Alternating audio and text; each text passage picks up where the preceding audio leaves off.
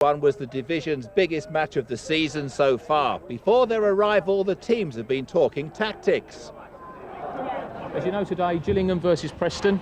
It's a big match. Gillingham at the moment are first in the league, Preston the second. We also anticipate that the ground will be full, and it's quite possible that the Rainer men will be locked out before the start of the match.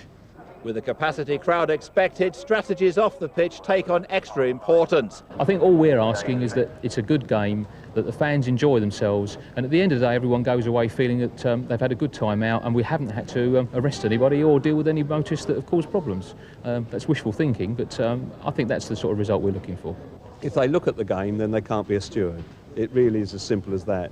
On the briefing, the very first thing we tell them, if you come to see the game, well, you better go outside and come in and pay again, because you're here to look at the crowd.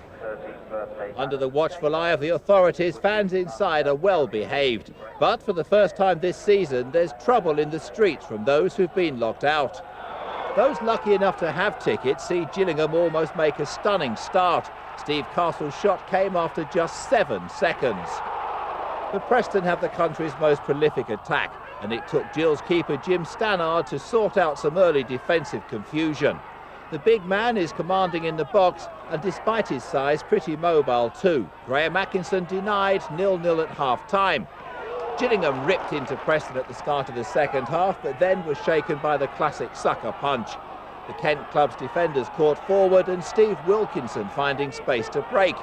Paul Birch and Simon Davey outsprinted the home players down the centre, and Davey, with 48 minutes gone, put Preston on course for the top spot. And they should soon have extended that lead, but Ian Bryson squandered one good chance, and Wilkinson wasted another a minute later.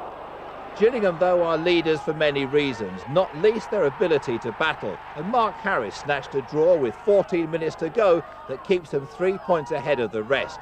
1-1 the final score. I think it's going to be very nip and tuck now, right up until the end of the season. It's just keeping your nerve. They've given us a very, very good game today. It was very, very competitive. I think they've got some good players. They've got their full team. We're still 2 or 3 short of ours. So when they come back, I'm confident we could take anybody on and beat them.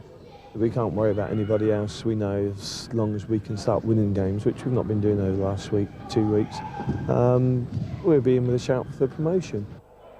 And like both sides' players, the third team in action at the match felt they'd got a reasonable result. Very pleased with the way that the fans behaved inside the ground. There were some minor problems outside, and we were concerned that that might have had an effect during the game.